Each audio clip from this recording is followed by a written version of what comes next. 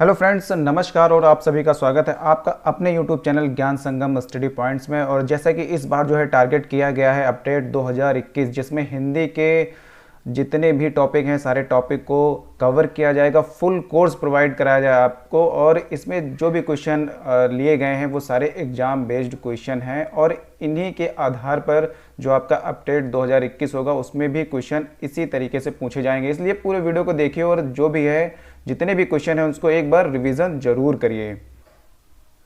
MCQ करने से पहले एक नज़र जो है इस पे जो थ्योरी पे डालते हैं, जिसमें आगे एमसीक्यू करने में भी आपको हेल्प मिलेगी। और जैसे कि अगर हम स्वर और व्यंजन की बात करें तो सभी को पता होगा कि स्वर जो होते हैं उसमें ह्रस्व स्वर और दीर्घ दो स्वर होते हैं। और व्यंजन की अगर हम बात करें तो इसमें स्पर्श व्यंजन, अंतस्थ व्यंजन, ऊष्म व्यंजन, आगत व्यंजन और संयुक्त व्यंजन, ये व्यंजन के प्रकार होते हैं। और स्वरों व व्यंजनों का अगर हम वर्गीकरण की बात करें तो देखिए यहाँ पे ये आपको ज़रूर याद करने हैं। 1 से 8 तक आपको बिल्कुल याद होने चाहिए। और अगर इनको याद करना है तो उससे पहले आप अपने फेस की तरफ जाइए और उसमें देखिए सबसे पहले जो होता है नीचे की तरफ गले में कंठ, कंठ से अगर हम ऊपर बढ़ते हैं तो तालव्य, फिर मूर्धन्य, मूर्धन्य का मतलब होता है तालु के आगे का मुंह का जो ऊपरी भाग होता है उसको हम मूर्धन्य कहते हैं। फिर दंत, फिर दांतों से आप इसको याद रखिए, दंत होते हैं। फिर और उसके अगर आगे आप बढ़ेंगे तो होंठ होते हैं, होंठ से हमें होस्ट याद रखिए। फिर देखिए कंठ तालव्य और कंठोष्ठ और दंतोष्ठ, ये इन तीनों से मिलकर बने हैं। तो कम से कम ये 1 से 8 तक आपको क्रम वाइज याद होने ही चाहिए, जिससे आपको एमसीक्यू करने में बहुत ही आसानी होगी और बड़ी जल्दी इजीली आप इनको कर सकते हैं। तो जैसे अगर हम कंठ की बात करें तो कंठ से रिलेटेड जो स्वर हैं वो 2 आते हैं, आ और आ, मतलब बड़ा आ। स्पर्श में अगर हम बात करें तो व्यंजन का ही एक प्रकार है स्पर्श व्यंजन, जिसमें आते हैं क, ख, ग, घ, या। तो ये देखिए कंठ में स्टार्टिंग की मतलब जो है क वर्ग की पूरी लाइन हो जाएगी। और अगर हम तालव्य की बात करते हैं तो इसमें ई और बड़ी ई हो जाएगी और चा वर्ग के जितने भी हैं वो सारे आ जाएंगे। और अंतस्थ का य और ऊष्म का सा आ जाएगा। तो ये देखिए पूरी टेबल जो है मैंने बना दिया है, इसको आप इजीली आपको याद ही करना पड़ेगा। अगर ये टेबल आपको याद है तो सारे एमसीक्यू इजीली आप कर सकते हैं। इसलिए इसको आप या तो स्नैपशॉट ले लीजिएगा या इसको आप जो है एक बार बना लीजिएगा। उसके बाद देखिए कुछ महत्वपूर्ण क्वेश्चन और पूछे जाते हैं, जैसे कि अघोष व्यंजन के बारे में भी हमें जानकारी होनी चाहिए, सघोष व्यंजन के बारे में जानकारी होनी चाहिए, अल्प प्राण व्यंजन के बारे में जानकारी होनी चाहिए और महाप्राण व्यंजन के बारे में जानकारी होनी चाहिए। क्योंकि अगर इनके बारे में हमें पता होता है तो जो भी एमसीक्यू होगा एक बार हम रिमाइंड करेंगे और उसको हम इजीली कर सकते हैं। तो जैसे अघोष व्यंजन कौन से होते हैं, तो व्यंजनों का जो पहला और दूसरा वर्ण होता है वो हमारा कहलाता है अघोष व्यंजन। ठीक है, अघोष व्यंजन। और सघोष में क्या होता है, तीसरा, चौथा और जो 5वां वर्ण होगा वो सघोष व्यंजन कहलाता है। अल्प प्राण की अगर हम बात करें अल्प प्राण व्यंजन में तो पहला, तीसरा, 5वां, देखो इनको अगर हमें याद करना है तो अघोष और सघोष को इनको क्रम वाइज ऐसे भी याद कर सकते हैं कि पहला और दूसरा, ठीक है, सघोष में तीसरा, चौथा और 5वां। अल्प प्राण में क्या होता है कि ऑड नंबर पहला, तीसरा और 5वां लिया गया है। और महाप्राण में मतलब इवन दूसरा, चौथा और ऊष्म वर्ण को लिया गया है। अब चलते हैं एमसीक्यू पे। पहला क्वेश्चन है कि निम्नलिखित में ओष्ठ ध्वनि कौन है। अगर ओष्ठ ध्वनि हमें देखनी है तो अगर हमें ये पूरी टेबल याद है तो हम तुरंत ही लगा देंगे कि ओष्ठ ध्वनि कौन सी है। अब देखिए इसमें प, फ, ब, भ, म, ये जितने भी हैं ओष्ठ ध्वनि है। आपको अगर टेबल याद है तो यहाँ से देखिए फ आ रहा है, इसलिए इसका राइट आंसर होगा फ। अगला क्वेश्चन देखते हैं कि जिन शब्दों के अंत में आ आता है उन्हें क्या कहते हैं। तो जैसे कि देखिए इसमें अनुस्वार आ रहा है, अयोग वह आ रहा है, अकारांत आ रहा है, अंतस्थ आ रहा है। तो इनके बारे में भी पहले जानकारी आपको होनी ही चाहिए। अनुस्वार का मतलब होता है कि स्वर के बाद आने वाली नासिक की ध्वनियाँ जितनी भी होती हैं उनको हम अनुस्वार कहते हैं। और अयोगवाह कौन सा होता है, अंग और आ, ये दोनों क्या है, अयोगवाह है। ऐसे भी बहुत क्वेश्चन पूछे जाते हैं कि अयोगवाह में कौन सा स्वर आता है, तो उसमें हम अगर इनमें से कोई भी एक ऑप्शन में दिया है तो हम उसको तुरंत टिक कर सकते हैं। और तीसरा जो उसमें था अंतस्थ व्यंजन कौन से होते हैं, तो य, र, ला, व, ये जो है ये अंतस्थ व्यंजन हैं।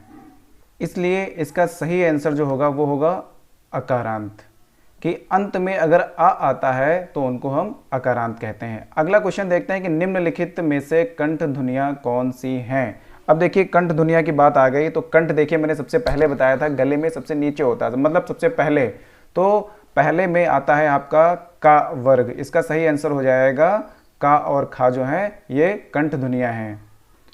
अगला फोर्थ क्वेश्चन है कि निम्नलिखित में से उच्चारण स्थान के आधार पर मूर्धन्य व्यंजन बताइए। तो जैसा कि देखो हमने बताया था कि का वर्ग के जितने भी व्यंजन होते हैं सभी कंठ में आते हैं। फिर उसके बाद च छ ज झ ये जितने भी हैं ये सब तालव्य में आते हैं।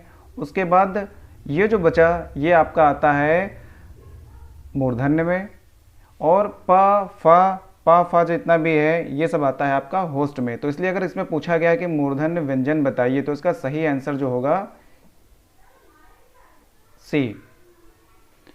अगला क्वेश्चन है कि निम्नलिखित में से अल्प प्राण वर्ण कौन से हैं। देखिए जितने भी आपको ये क्वेश्चन दिए जा रहे हैं सारे ही सारे एग्जाम बेस्ड क्वेश्चन है। अगर आपको कोई भी इंपॉर्टेंट क्वेश्चन लगता है तो आप उसको जरूर नोट करिए, और जो इसके बारे में बताया जाता है आप इसको अच्छा जब कर सकते हैं जब आपको ए बी सी जितने भी ऑप्शन दिए हैं उनके बारे में पूरी जानकारी होनी ही चाहिए, तब आप उसमें से एक जो सटीक आंसर है वो आप चुन सकते हैं।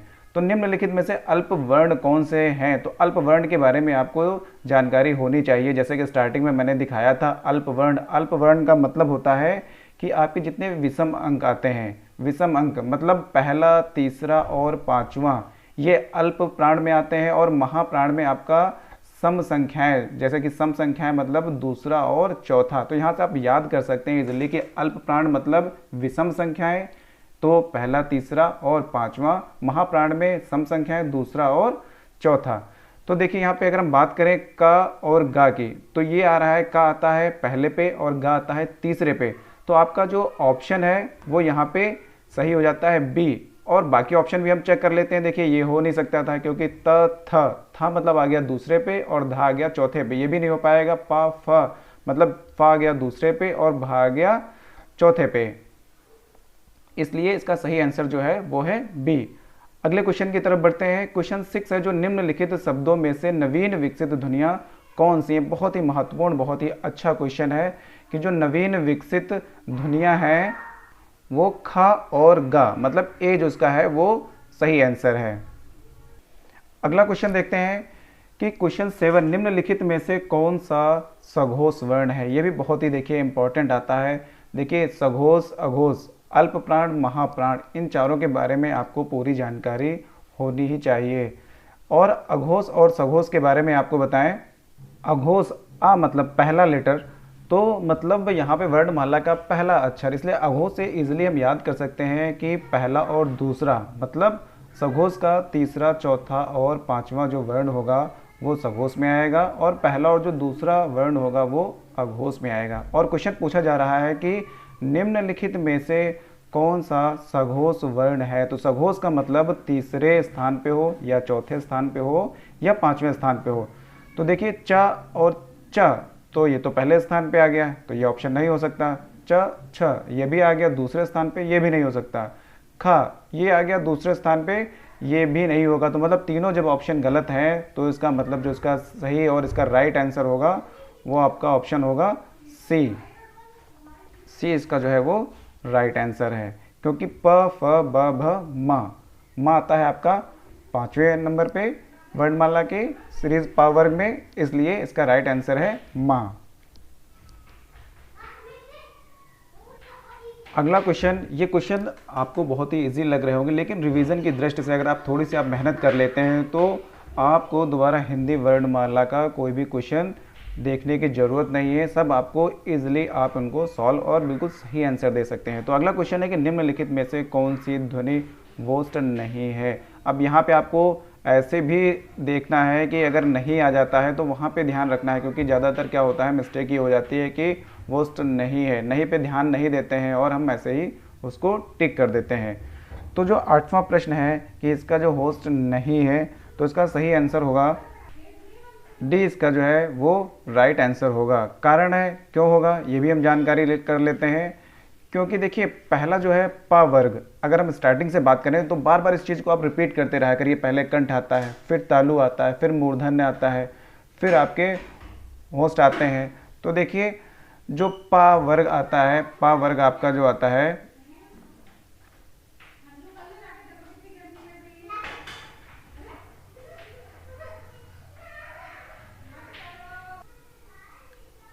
प फ ब भ म, तीनों जो है ये होस्ट है और ता जो है वो होस्ट नहीं है। निम्नलिखित में से नासिक के व्यंजन आसान है, इसमें तो बी होगा इसका, हम आसानी से उसको कर सकते हैं, इसलिए इस पर ज़्यादा समय नहीं लगाएंगे क्योंकि ऐसे वीडियो बहुत लंबा हो जाएगा। और थोड़ा सा जल्दी करते हैं क्वेश्चनों को। अगला प्रश्न है ए आय वर्ण क्या कहलाते हैं। ये देखिए अच्छा क्वेश्चन है कि ए आय जो वर्ण है वो कहलाते हैं कंठ तालव्य। इसका सही आंसर जो होगा वो होगा डी, क्योंकि कंठ तालव्य आपके ए और आय आते हैं और कंठोष्ठ में आपका ओ और औ आता है। क्वेश्चन नंबर 11 देखते हैं कि श श स ह कौन से व्यंजन कहलाता है। तो देखिए व्यंजनों की अगर हम बात करें तो फिर आप रिपीट कर लीजिए कि व्यंजन कौन कौन से होते हैं। स्पर्श व्यंजन होता है, संयुक्त व्यंजन होता है, अंतस्थ व्यंजन होता है, ऊष्म व्यंजन होता है। संयुक्त व्यंजन कौन से होते हैं, छ त्र ज्ञ, ये सब आपके जो हो गए संयुक्त व्यंजन हो गए। और का से पा वर्ग तक होता है वो आपका स्पर्श व्यंजन हो गया। ऊष्म संघर्षी व्यंजन जो है वो स श स ह, ये सब क्या होते हैं आपके ऊष्म संघर्षी व्यंजन होते हैं। तो इसका राइट आंसर हो गया डी। अगला है छ ध्वनि किस स्वर के अंतर्गत आती है। छ देखिए ये आपका संयुक्त व्यंजन होता है, इसलिए इसका जो राइट आंसर होगा वो होगा सी। और अगला जो है क्वेश्चन 13, हिंदी शब्दकोश में छ का क्रम किस वर्ण के बाद आता है। बहुत ही इंपॉर्टेंट क्वेश्चन है, ज़्यादातर इसका जो है लोग जो टिक है त्र कर देते हैं। तो किस वर्ण के शब्दकोश में छ का क्रम किस वर्ण के बाद आता है, तो इसका जो राइट आंसर होगा वो होगा ए, क का जो है छ का क्रम इसके बाद आता है। अगला क्वेश्चन है छ वर्ण किसके योग से बनता है। बहुत ही महत्वपूर्ण, बहुत ही इंपॉर्टेंट क्वेश्चन है, तो इसका राइट आंसर होगा ए, क प्लस श, छ वर्ण जो है इसके योग से बनता है। अगला क्वेश्चन है निम्नलिखित में से अघोष वर्ण कौन सा है। अघोष मैंने बताया था कि वर्णमाला का पहला अक्षर मतलब 1 और 2 जो है अगर क्रम पे आते हैं तो वो अघोष वर्ण कहलाते हैं। जैसे कि अगर हम यहाँ पे बात करें तो इसमें प फ ब आ गया, तीसरे पे नहीं होगा। च छ ज तीसरे पे आ गया, नहीं होगा। और इसका जो डी आंसर है देखिए ये आता है दूसरे नंबर पे, इसलिए इसका सही आंसर होगा स। अगला क्वेश्चन है कि घ का उच्चारण स्थान कौन सा है। तो देखिए आ गया क ख ग घ, घ मतलब जो है कंठ, स्टार्टिंग में ही का वर्ग में आता है, इसलिए इसको हम राइट आंसर जो होगा वो बी हो जाएगा। बढ़ते हैं अगले क्वेश्चन की तरफ। निम्नलिखित में से संयुक्त व्यंजन कौन सा है। बहुत ही आसान है, दो वर्णों से जो मिलकर बनता है उसको हम संयुक्त व्यंजन कहते हैं, तो इसका राइट आंसर हो जाएगा बी। और अगला निम्नलिखित में से कौन सा वर्ण उच्चारण की दृष्टि से दंत नहीं है। देखिए उसमें जो आते हैं त थ द ध न, तो ये देखिए ए बी सी ये हो गए आपके दंत में, और जो टा है ये आपका आता है मूर्धन्य में, इसलिए इसका जो है पूछ रहा था कि नहीं है, तो टा जो है वो आपका मूर्धन्य है। अगला आसान क्वेश्चन है कि ज्ञ वर्ण जो है किन वर्गों के संयोग से बनता है, तो इसका जो सही आंसर होगा वो होगा आपका बी। एक मिनट, इसको जो है बी इसका जो है वो राइट आंसर होगा। अगला क्वेश्चन है कि हिंदी वर्णमाला में व्यंजनों की संख्या कितनी है। आसान क्वेश्चन है, व्यंजनों की संख्या 33 होती है, स्वर 11 होते हैं और टोटल 52 होते हैं। 21वां क्वेश्चन है निम्नलिखित में से कौन सा पाश स्वर है, तो इसका जो सही आंसर होगा वो होगा ए, ये आपका पाश स्वर है। निम्नलिखित में से अंतस्थ व्यंजन कौन सा है। स्टार्टिंग में मैंने बताया था व्यंजनों के जब वर्गीकरण वाली टेबल बनाई थी, तो अंतस्थ व्यंजन जो है वो आपका या र ला व होते हैं, तो इसका बी सही आंसर हो जाएगा। बढ़ते हैं अगले क्वेश्चन की तरफ। इनमें से ओ का उच्चारण स्थल कौन सा है। देखिए ओ का मतलब हो गया ओस्ट लिखा है ना, यहाँ पे कंठोष्ठ ओ शब्द आ रहा है यहाँ पे, तो इसलिए इसका जो सही आंसर होगा वो हो जाएगा डी। च और छ वर्ण का उच्चारण स्थान कौन सा है, तो देखिए कंठ कंठ मतलब क, और वहाँ से का वर्ग पूरा जो होता है वो कंठ में आ जाता है। और कंठ के बाद मैंने बताया था अगर आप फेस की तरफ बढ़ रहे हैं तो कंठ के बाद आता है आपका तालु। फिर तालु में आपका आ गया सेकंड मतलब च वर्ग, चा और छा वर्ण का उच्चारण जो है वो तालु, ये आपका सही आंसर होगा। फिर क ग ज फ ध्वनियाँ किसकी हैं, तो इसका सही आंसर जो होगा वो अरबी फारसी की ध्वनियाँ हैं।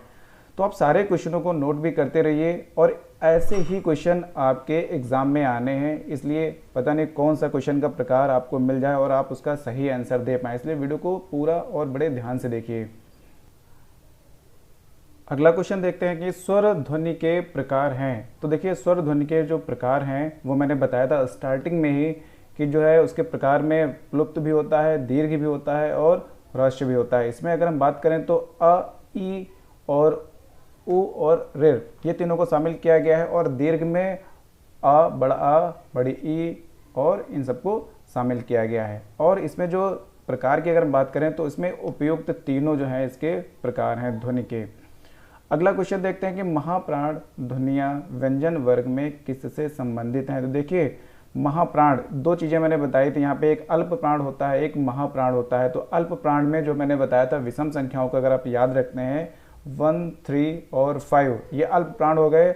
महाप्राण में आपका इवन मतलब सम संख्याएं दूसरी और चौथी, तो दूसरी और चौथी जो है आपका सी पे है विकल्प, तो ये इसका सही आंसर जो होगा दूसरा और चौथा। भाषा की सार्थक लघुत्तम इकाई है, तो इसका सही आंसर जो होगा वो सी। ये भी बहुत ही महत्वपूर्ण क्वेश्चन है। और बढ़ते हैं अगले क्वेश्चन की तरफ कि इनमें से कौन व्यंजन अल्प प्राण, देखिए फिर आ गया अल्प प्राण मतलब विषम संख्याएं। विषम संख्याएं कौन सी थी, पहली, तीसरी और पांचवी। तो यहाँ पे खा देखिए दूसरे नंबर पे नहीं होगा इसका। त थ ये आपका हो गया दूसरे नंबर पे, और च पहले नंबर पे, और प फ ये आपका आ गया दूसरे नंबर पे। तो इसमें चा मतलब पहले पे आ रहा है और बाकी सभी जो हैं वो दूसरे पे आ रहे हैं, इसलिए इसका सही आंसर जो होगा वो सी होगा। सी जो है च मतलब जो है वो अल्प प्राण व्यंजन है। अगला क्वेश्चन है इनमें से कौन सा वर्ण स्पर्श व्यंजन है। देखिए व्यंजन की जब मैंने बात करी थी, वर्गीकरण किया था, तो वहाँ पे सारे बताए थे कि स्पर्श व्यंजन होता है, संयुक्त व्यंजन होता है, अंतस्थ व्यंजन होता है और ऊष्म व्यंजन होता है। तो स्पर्श व्यंजन में हमने बताए थे का से पा वर्ग तक के जितने होते हैं वो स्पर्श व्यंजन में आते हैं, और य र ल व ये सब आता है आपका अंतस्थ व्यंजन में।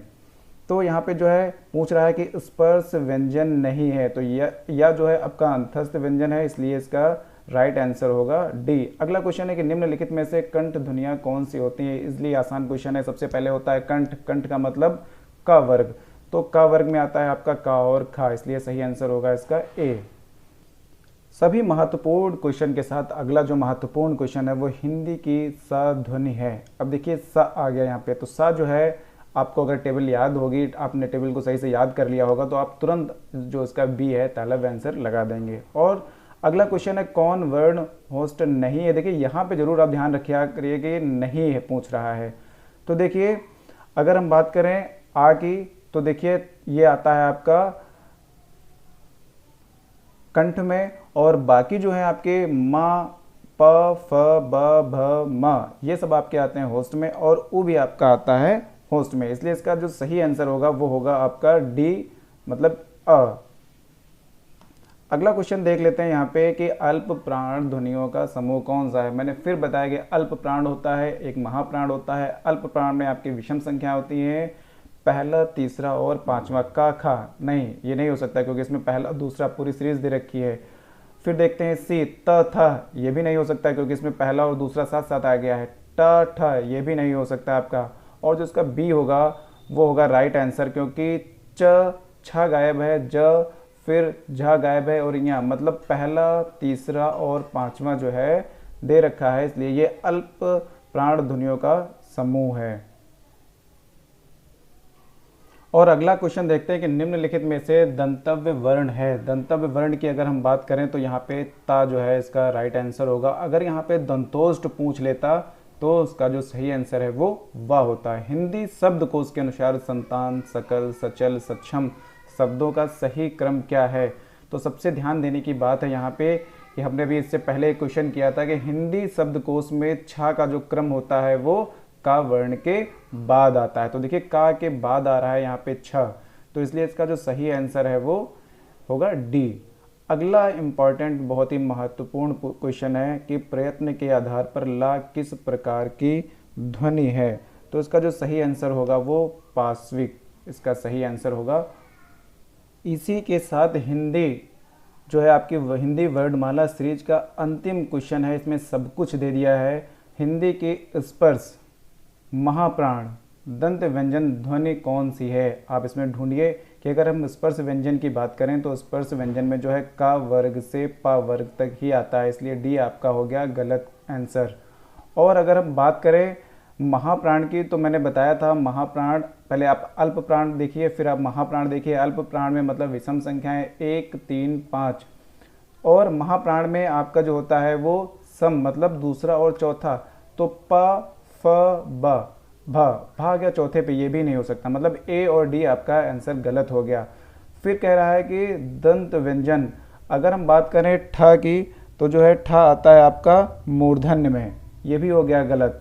और लास्ट का जो आपका सी ऑप्शन बचा ये आपका जो है राइट आंसर हो जाएगा। ऐसे ही क्वेश्चनों को अगर आप एक दो बार इजीली देख लेते हैं, आसानी से कर लेते हैं, तो समझिए कि हिंदी वर्णमाला के जितने महत्वपूर्ण क्वेश्चन थे आपके एग्ज़ाम में जिस तरीके से पूछे जाते हैं, सारे एग्जाम बेस्ड क्वेश्चनों को इस वीडियो में लिया गया था। और आप ऐसे ही प्रैक्टिस करते रहिए। मैं 110% कहता हूं कि आपके जो हिंदी वर्णमाला से एक भी जो है क्वेश्चन गलत नहीं होगा।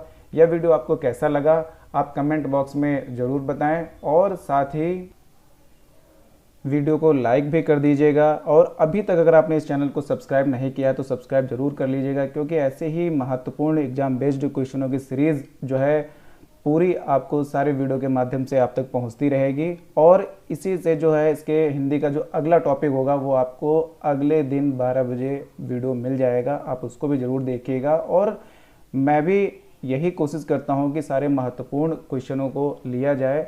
और एक बात और लास्ट में कि जब आप इसके नोट्स बनाते हैं तो आप राइट साइड में जो है आप नोट करते रहिए और लेफ्ट साइड के पेज को आप छोड़ दीजिए। उसके बाद जब आप दोबारा रिवीजन करते हैं तो उसके बाद जो और अच्छे क्वेश्चन मिलते हैं वो आप पेज कॉपी के अपने लेफ्ट साइड में लिखिए।